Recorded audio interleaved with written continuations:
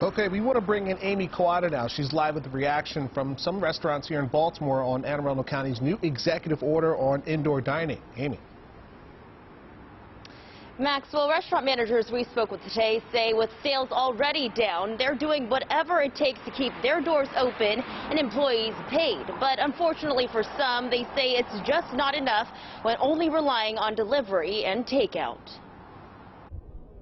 We didn't know when this all started. I genuinely thought it was going to be 2 weeks, and here we are literally almost a year later. In Shannon Maddox's 31 years of working at Mount Washington Tavern, having to temporarily close the doors of the restaurant is something she never imagined. We came back strong. We had a lot of, we were doing really great with carry-out and delivery, and then we had the second resurgence. Due to the pandemic, some restaurants in Baltimore City have announced on social media they will be temporarily closed going into the new year. It's just been hard now with the weather. Maddox says after having to close all in-person dining for a second time this year, the owners made the tough decision to close the restaurant's kitchen until the city's indoor dining restrictions are lifted.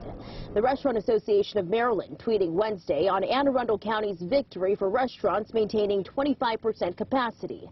Now they're calling on Baltimore City, Montgomery, and Prince George's counties to do the same. In Fells Point, the general manager of the Point, Terry Chetlett, says they're just barely getting by with limited business hours to 3 days a week. Most of the restaurants on this strip aren't even open during the week. A lot of them haven't even been open since we got shut down, too, because it's just not worth it for anybody. Chetlett, along with others, are pushing to follow Anne Arundel County's footsteps to reopen in-person dining. Make fines higher, shut down businesses, make the consequences a lot larger. It would just make everybody safer instead of people going to house parties.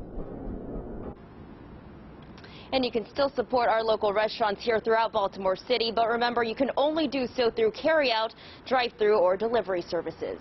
Live in Baltimore City tonight, I'm Amy Kawada for WJZ.